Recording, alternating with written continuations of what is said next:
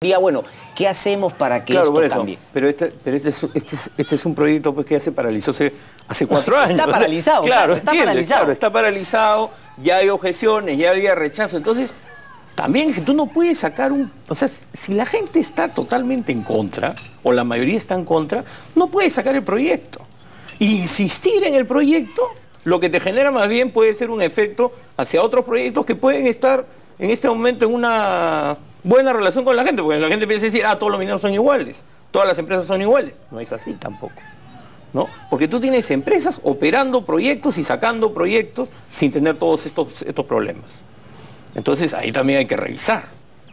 O sea, yo creo que ahí el gobierno tiene que tener claro que no todo se puede sacar adelante. Y a veces hay que saber hacer un alto y decir, bueno, qué cosa es lo que conviene. Sobre todo, no todo proyecto se puede sacar adelante cuando tomaste un camino inicial equivocado. Tendrías que desandar tus pasos para efectivamente sacar el proyecto adelante, pero llevarlo por un camino correcto que creo yo no fue el que se llevó a cabo en Tía María. Claro, y como te decía, tú tienes que garantizarle, o sea, el tema de la disponibilidad de agua. Se dijo que se va a desalinizar, efectivamente, ahí Sauer se dio, eso es cierto.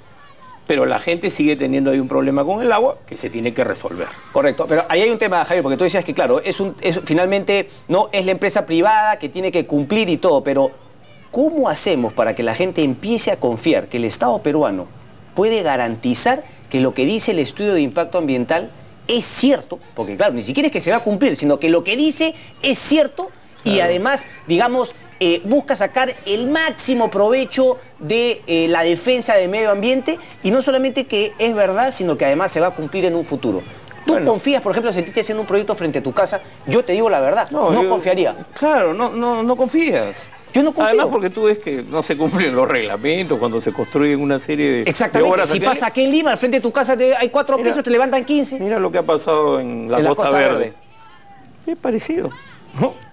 O sea, tú estás diciendo, no lo hagan, porque si lo hacen esto va a terminar peor, y lo hacen igual, ¿no? Entonces a la gente hay que escucharla. O sea, la gente no es loca, la gente no es irracional. Si tiene una resistencia es por algo. Correcto. Y hay que entender esa resistencia y dialogar para encontrar una salida. ¿Tú crees que los políticos lo entienden? ¿O simplemente, digamos, juegan el rol de machacar al rival de turno, en este caso el nacionalismo, al decir, es un problema Yo discutí muchas veces aquí con Lourdes Alcorta. Yo temo que si los partidos políticos en verdad no asumen que es un tema de Estado, el próximo gobierno va a caer en lo mismo. También tuvimos proyectos suspendidos con... Tía María se suspende. El de Alan García. Correcto, ¿no? Y está Santa Ana también en Puno. Claro, entonces esto no es una historia nueva.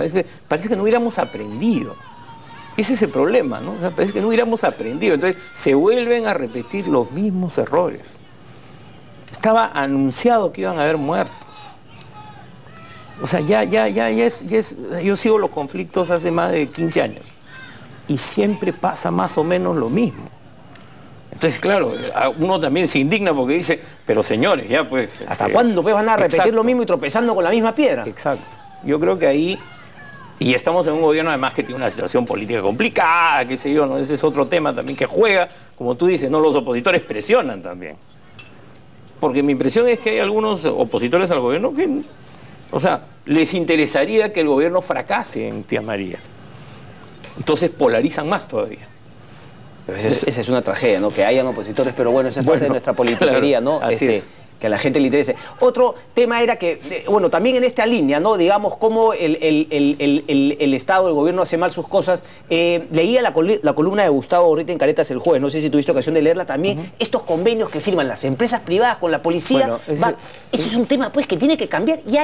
O sea, el presidente el año 2012, en su mensaje a la Nación del 28 de julio, dijo que esos convenios iban a cambiar, que ya se iba a buscar la manera de que se le brinde protección a las empresas, porque habíamos tenido el conflicto de Espinar, y no sé si tú te acuerdas que los detenidos fueron llevados al puesto policial que estaba dentro de las instalaciones. Yo he tenido un conflicto con una minera y cuando he ido una vez a revisar unas cosas, ha venido policía que me ha venido como si fuesen empleados de la minera. Exacto, y lo hemos visto en varios conflictos que tiene Anacocha permanentemente. ¿Sabes?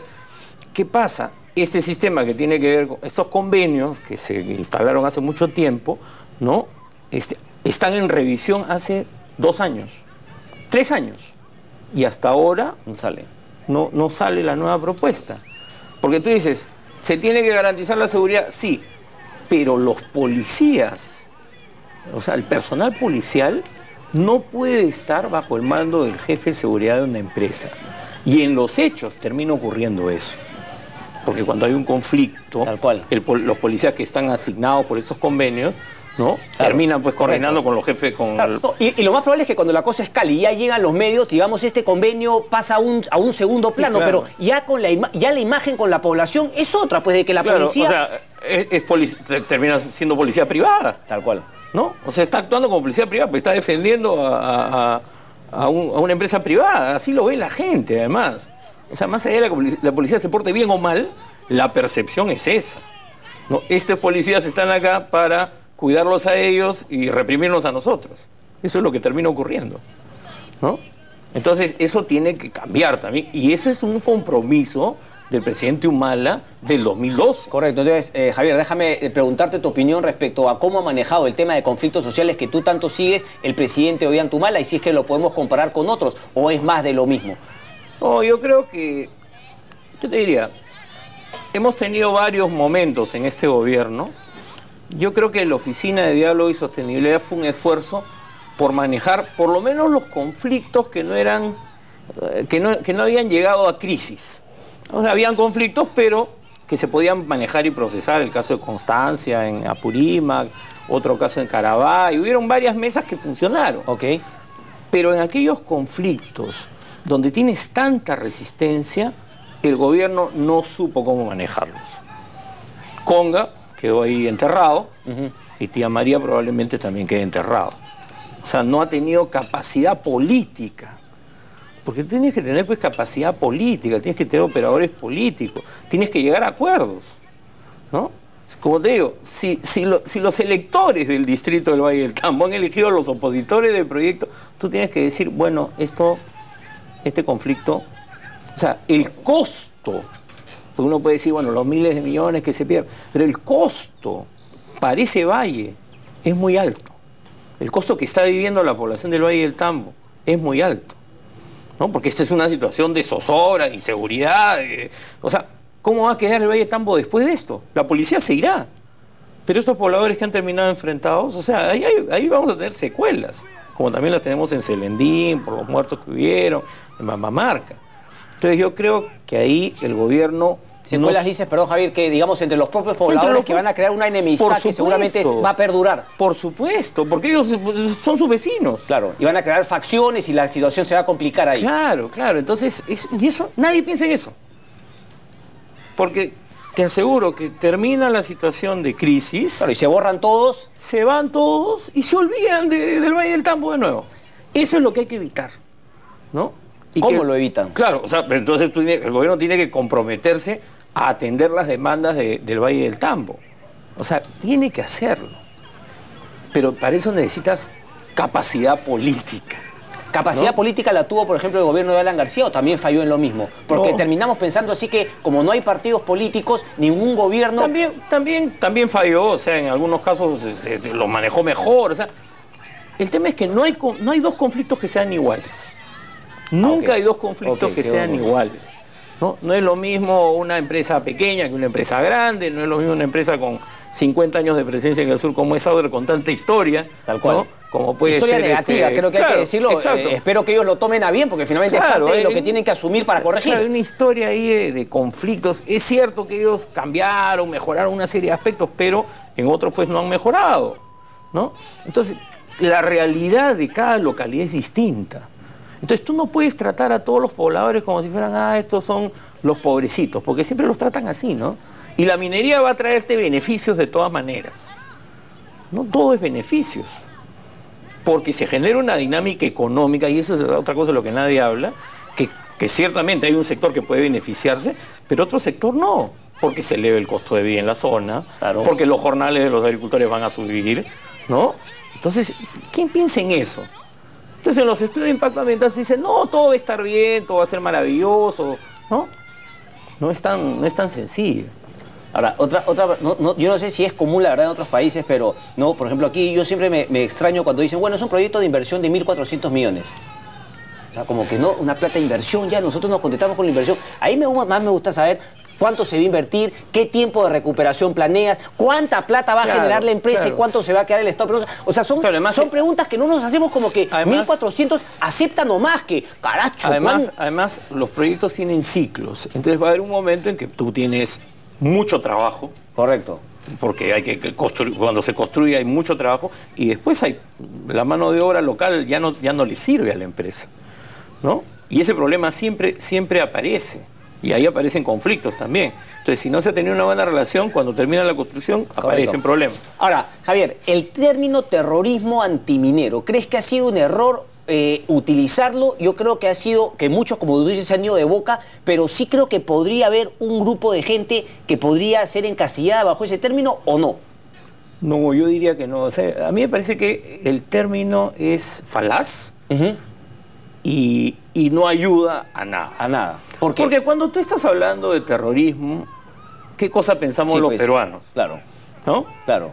O sea, pensamos en gente que mata, que te ajusticiaba, que te asesinaba, ¿no? O sea, piensas en eso. Que además entiendo esa debe haber sido la versión inicial por la cual se firmaban convenios para la policía tipo Yanacocha en los 80s, que el enemigo era el terrorismo, ¿verdad? Efectivamente, ha habido ese tipo de convenios. En Colombia es la Fuerza Armada la que protege tal cual, los proyectos, ¿no? Sí, claro. Exactamente. Entonces, pero a mí me parece que es un error muy grave, ¿no?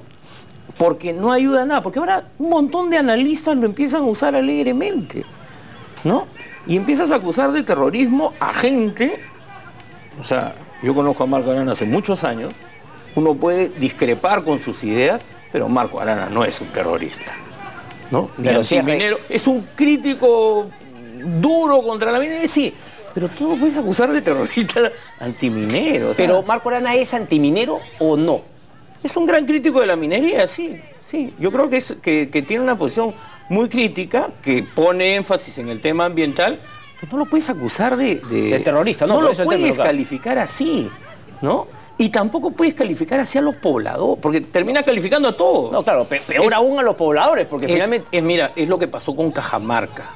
El voto por Gregorio Santos, el año 2014, que expresaba no solamente el respaldo a Santos, en fin, contra Conga, sino también un rechazo a todos los insultos que varios medios de comunicación, líderes de opinión, políticos, les endilgaron a los cajamarquinos, que te acuerdas que le decían analfabetos, ignorantes, antiperuanos, porque estaban en contra del proyecto. Entonces, ¿cuál es la reacción? Esa también es una secuela que queda, ¿no? Entonces, además son errores que se repiten una y otra vez, porque ahora he escuchado lo mismo contra los arequipeños. Pro-chilenos. Pro-chilenos. ¿No? O sea, tú puedes ir soltando ese tipo de adjetivos, ¿no? Porque eso queda también en el imaginario, en fin. Entonces, es muy peligroso entrar por esa senda, ¿no? Por ese sendero, digamos, ¿no? Y creo que no ayuda a nada a resolver el problema. Y menos a que el proyecto salga. Correcto. O sea, porque si hay gente que cree que la manera de sacar este proyecto es militarizando el Valle del Tambo, es un error gravísimo, ¿no? A ver, Javier, tú, desde tu punto de vista, ¿crees que es factible ese proyecto sin dañar el medio ambiente? ¿Crees que se puede, digamos, armonizar minería responsable con, por ejemplo, trabajos agrícolas como puede ser el Valle del Tambo? Además, creo que el Valle del Tambo sería uno de los, digamos, sería un nuevo reto, ¿no? En juntar tan cerca un proyecto minero con una zona rica en agricultura. O sea, hay impactos que de todas maneras, como te dije, que tienen que ver con el tema económico. En el tema ambiental hay un debate, hay diferentes posiciones, ¿no? Entonces lo que tenemos que ver es si es factible técnicamente, tal como lo ha planteado el proyecto, que esa convivencia se dé. O sea, eso tiene que estar planteado en el proyecto, ¿no? Eso no se lo puedes exigir a los pobladores del Valle del Tambo, ¿no? Entonces, si es factible, entonces el proyecto podría ir en algún momento. Pero tienen que demostrártelo técnicamente y tienen que convencerte. Tienen que convencernos, ¿no? Ese es el punto. Ahora, este tema de la licencia social, o sea, es una realidad. Es decir, tenemos que convencer, por ejemplo, porque ahí surge la pregunta, ¿no? Ok, yo en un estudio de impacto ambiental defino la zona de influencia. Claro, entonces, ¿hasta cuántos kilómetros tengo? O sea, ¿cómo funciona un poquito el tema de la licencia social? ¿A quiénes piden permiso y a quiénes no? Lo que pasa es que el tema de la zona de influencia es otro tema que se va a tener que revisar tarde o temprano. Que son muchas cosas que no se revisen, que se tienen que revisar ya. Claro, porque es lo que ha pasado en algunos proyectos donde se definía la zona de influencia y al otro lado del río ya no era la zona de influencia. Yo lo viví. Y los que estaban, ¿no? Y de repente tú veías, pero ¿qué pasa si aquí era tu punto, ¿no? El tema, y tenías acá unas rondas, ¿no? Normalmente, dice, ¿qué pasó? Que en un momento cortaba y todo para allá. No es que ahí empezaba otra región y ahí no querían abrir ese frente. Claro. Entonces, todo proyecto minero reordena el territorio, lo reorganiza. Y reordena todo, o sea, no solamente el territorio físico, sino las relaciones políticas, sociales, económicas. Tal cual. Porque es un actor con tanto peso, ¿no? Con tanto poder además, que las cosas van a cambiar. Entonces, el tema de la zona de impacto, cuando se hizo los estudios en Yanacocha originalmente, nadie pensaba en Cajamarca como una zona de impacto, pero ahí iba a vivir todo el personal de Yanacocha. ¿Te acuerdas de todos los problemas que hubieron en la relación entre los cajamarquinos y el personal de Yanacocha, que ha sido parte de ese conflicto de larga data, ¿no? Entonces, pero claro, no, las empresas, cuanto más delimitado esté, entonces yo solo me atiendo con ese anillo, como le dicen ellos, correcto, ¿no? En ese término. Correcto. Y entonces, claro, hay otros sectores que dicen, oye, pero tu carretera también pasa por mi comunidad. Tal cual. ¿No? Si hay el proyecto minero y entonces el jornal se eleva, no solo se eleva en la zona de impacto, se eleva también en mi comunidad. Correcto. Entonces, eso tiene que revisar. O sea, yo creo que hay muchas cosas que hay que revisar. Pero o sea, creo que con honestidad y creo que llegando a la conclusión de que como está actualmente la forma como se sacan o cómo se intenta sacar los proyectos mineros no está caminando. Por lo tanto hay que ser sincero y poner papeles sobre la mesa y decir, bueno, veamos cómo funciona Canadá, cómo funciona Australia, qué podemos sacar bueno que podamos no integrar a aquel Perú. Pero así como está, yo veo a veces en la Sociedad Nacional de Minería como que no quieren cambiar nada y quieren que salgan los proyectos como está la cosa actualmente. Claro, yo creo que en la Sociedad Nacional de Minería y Petróleo hay alguna gente que cree pues, que estamos en el Perú de los años 50. Sí, pues la verdad. ¿No? O sea, pueden hacer lo que les da la gana.